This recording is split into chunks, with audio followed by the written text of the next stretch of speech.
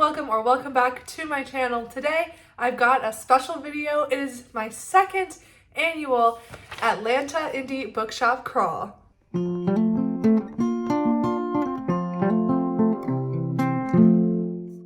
Yes, so the Atlanta Indie Bookshop Crawl. This is something that I discovered kind of by accident last year. I did not know that it existed, but last year when I was just perusing some bookshops in Atlanta, they told me that they have this little bookshop crawl. And what you're supposed to do, you get this little passport, and if you collect all of them, which is basically make a purchase at every one of these little bookstores, you're entered into a raffle, or you can collect 5 for 20% off one purchase. And really, I'm not in it for the 20% off or anything like that. What I'm in it for is just to discover new independent bookstores in my area. Because last year I just found out about it randomly and didn't really know how to make a plan or what to do, I kind of just totally winged it, and I hit several of these, and several of them ended up becoming bookstores that I now frequent. So it was just so fun to be able to discover a new bookstore in my area instead of going to one of the bigger chain bookstores, which, you know, has their time and their place. But it was really fun to be able to discover more bookshops, and one of them ended up becoming my favorite that I've ever been to, and I go there very frequently now, so I love that. And this year, because I knew it was coming up, I was able to make a little bit more of a game plan. I was able to think of some new releases that I think that the bookshops will have. I'm able to kind of like make a list of, okay, what am I actually looking for? And also, I realized that where these bookshops are in the city are kind of like clustered a little bit. So last year, I went to one section of the city. This year, I'm going to 4 more bookshops that I have never been to in a different part of the city. So I'm super excited to get into this. You can already see I have one of them stamped off, and that is because earlier in the week, I did go to just my local bookshop to pick something up unrelated to this challenge, but I did end up getting a stamp for it, so that's very exciting. I am going to 4 more today, so let's get started.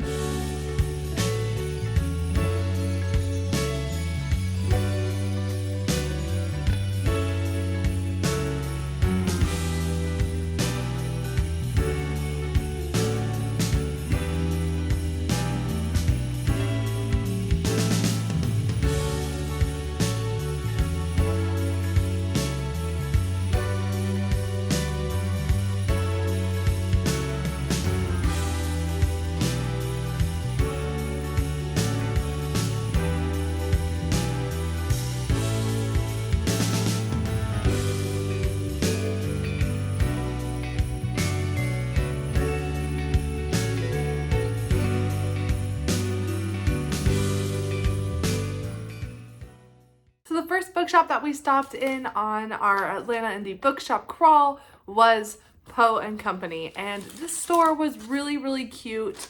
I absolutely love their logo. It's so cute. I love it. And the people there were lovely. I mean, the people at all of these bookshops were really lovely, but I really enjoyed the selection of this bookshop. It was fairly small square footage, but I felt like they really did a good job of curating lots of different genres, and I was pretty impressed with the selection overall. All right, showing what I got at this bookshop. I know that last year I got a bunch of Christmas gifts for this book crawl, and that was just purely because at the time I didn't really have anything I needed, and I just thought it would be a good use of my time and money and energy was to get Christmas presents.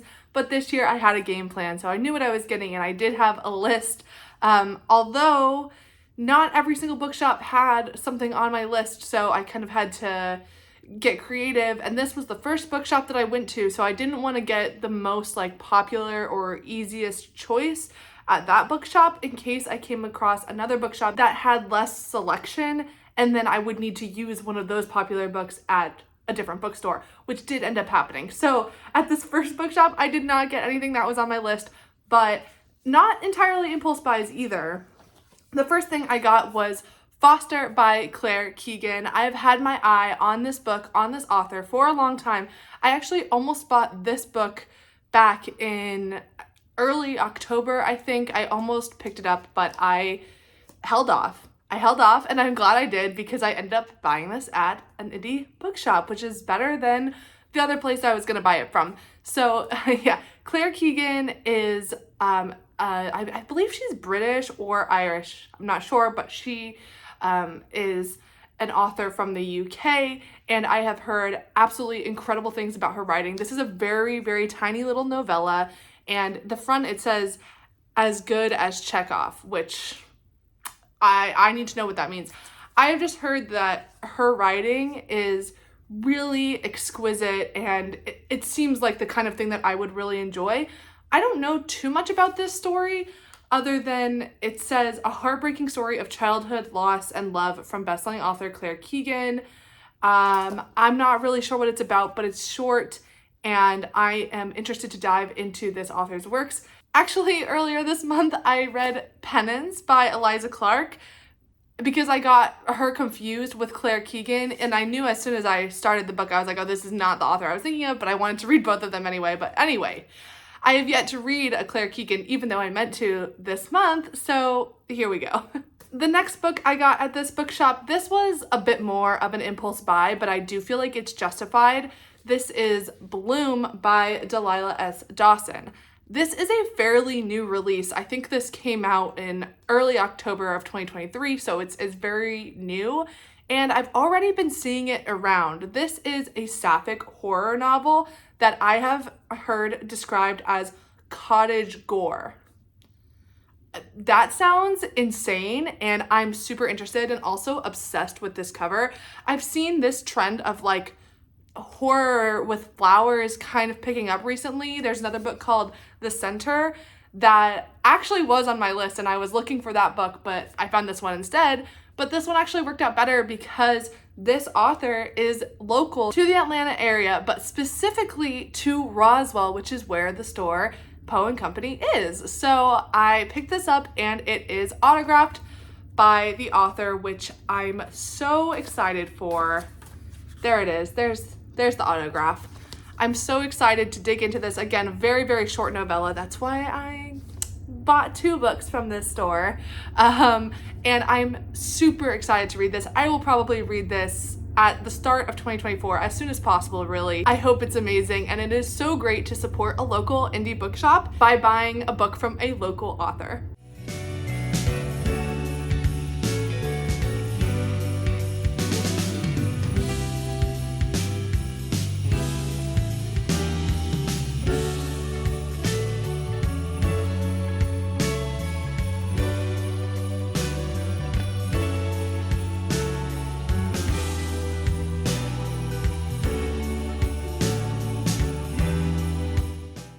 On to bookshop number 2, Read It Again Books. This bookshop was quite large. It featured a large selection of used books. The entire back section was mostly mass market paperback, thriller, mystery, some historical fiction, some horror, romance, of course.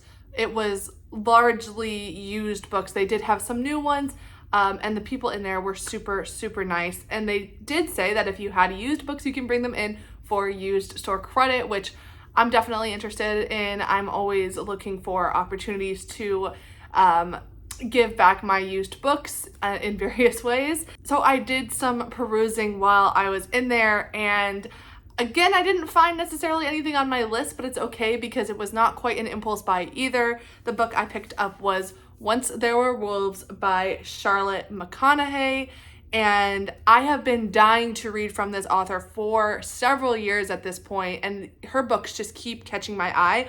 I did honestly hope to find Migrations by this author, but it's fine because I've heard this one is just as amazing. I've heard they're both really, really strong, and I think they'd be right up my alley.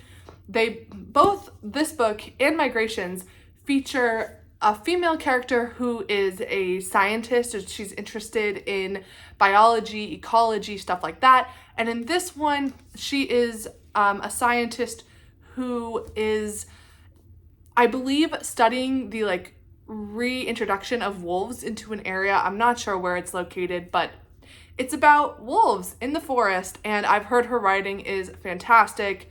I have been dying to read from this author, and I have picked up this book and almost bought it many, many times. So why not finally do it at an indie bookshop?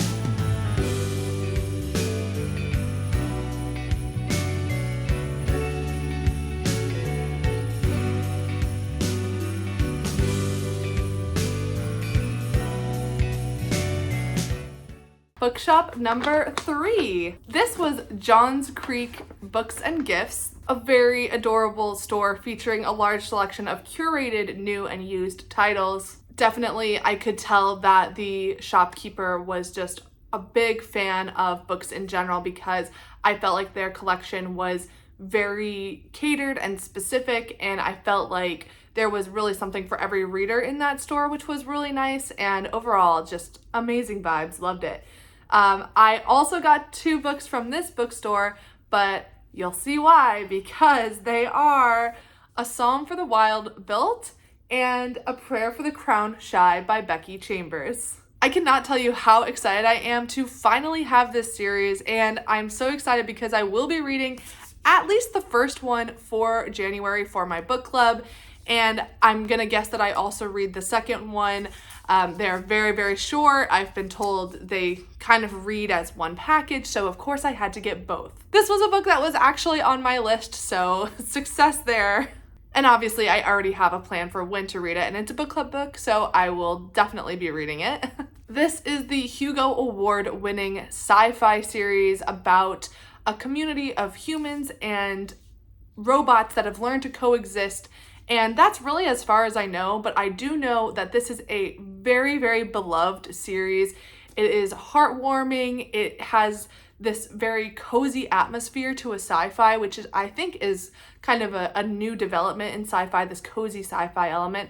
And I've just heard absolutely incredible things about this series. This will be my first time reading Becky Chambers, and I know that she has a lot of other books as well, including A Long Way to a Small Angry Planet, which is a very popular book. So very excited to finally read Becky Chambers, and oh my gosh, these are gorgeous, gorgeous books. I'm really like obsessed with this cover, so I'm very happy to own these.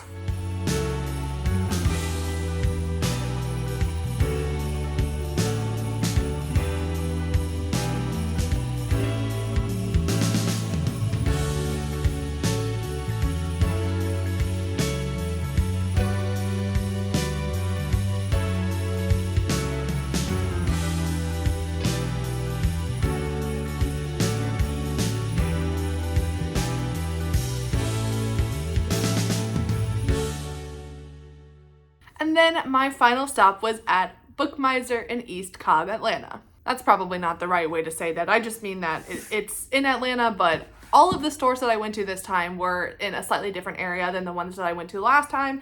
And next year I have an entire chunk of other bookshops that are in a different location that I will go to next year. Book Miser is a super cozy, adorable shop with all the little nooks and crannies that I love in a bookstore. It's a largely used bookstore, which is always love that. But they did have some selection of new books as well. I did peruse a lot on these shelves, but as soon as the shopkeeper told me that if you get $30 worth of new books, you can also choose an ARC from the shelf, that sold me right away. So I decided to focus on getting new books so that I could also get an ARC. The first book I got is one that was on my list, and like I mentioned earlier, this is one that I could have bought in pretty much any store for the most part, but I'm glad that I saved it so that I could get my $30 to get an ARC, and that is Happiness Falls by Angie Kim. I've definitely seen this book making the rounds on BookTube lately. I've heard really incredible things about it. I've never read an Angie Kim book before, so that's exciting. And this is I believe it's a murder mystery. It's definitely some sort of mystery. And I believe it follows a family with a member of that family who has some sort of disability. I'm not entirely sure which one, but basically this person is the crux of the answer to the mystery. So I'm not sure how that character is involved yet, but I have been hearing really amazing things. This is called A Page Turner, and I also saw that Gabby from Gabby Reads really loved this, and I'm just so excited. I've been curious about it. It's also a Goodreads Choice Award nominee, or long list nominee, I guess I should say. So very interested in this, and I hope to get to this early in 2024. Next up, a book that was a bit of an impulse buy. I wasn't really sure which direction I was going to go to hit my $30 because Happiness Falls came barely underneath the $30 mark, so I had to get something else. and I was looking for a paperback because I didn't want another $30 hardback. So I had to kind of think of something that I wanted, and I stumbled upon this. We All Want Impossible Things by Catherine Newman. I have seen this around. I haven't really seen it talked about on BookTube, probably because this is not really the kind of book that circulates in BookTube circles. This is a literary fiction about two friends in older age, like I would say middle age. I'm not exactly sure how old, but definitely they're older in their life, and one of them is diagnosed with ovarian cancer, and it's about these two women that are dealing with this just impossible thing that they're facing and how their friendship progresses through that. It says that it's gorgeous, tender, and unexpectedly funny. This is something that I think I probably would like, but man, I have been picking up a lot of books about just cancers and medical things that have made me really sad recently. So I don't know when I'm gonna read this, but I do intend to read it. I mean, obviously I picked it up. I'd love to read it, so it's gotten good reviews. We will see. If anybody has read this, please let me know what you thought of it. So we'll see. Well, I'm gonna get to it. I just don't know when. And then I got to choose my ARC, and I could not decide. I was between a couple, but ultimately when I saw this, it just made my heart leap, and I was like, yes, that is the one that I want. This is technically a book that's already been out, but that's okay. I'm happy to have owned it anyway. And that is The Witching Year, a memoir of earnest fumbling through modern witchcraft by Diana Hellmuth. I recently just found out about this book. Actually, the actual version was released on October 3rd. Of course, this is an ARC, so it might not be the exact final version, but the final version was released on October 3rd, and I saw this around and I just was like instantly very interested in it.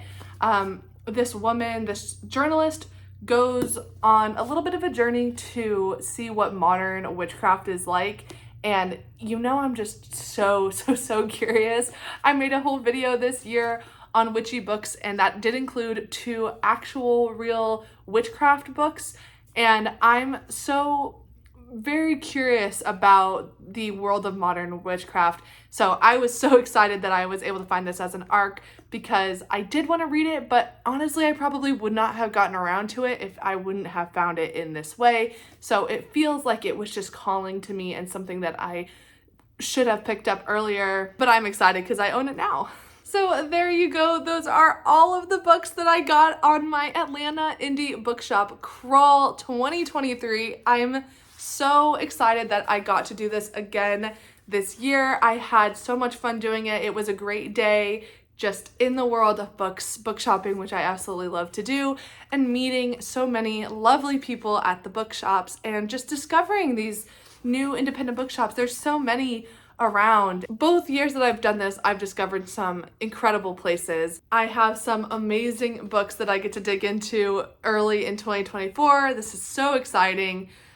I had the most fun doing this. And yeah, you can see that my little passport has been stamped a couple of times. I cannot wait to go back to all of these bookshops again in the future. I will be sure to link all of the bookshops that I visited down in the description below, but let me know in the comments, did you pick up any books on Black Friday or a Small Business Saturday? And if so, what did you pick up? And go ahead and put the link to your local indie bookshop down in the comments below so that other people can support indie bookshops as well. Thank you guys so much for watching. I hope you have a wonderful rest of your day, week, month, year, and the final stretch of 2023, and I will see you back here next time. Thanks so much. Bye.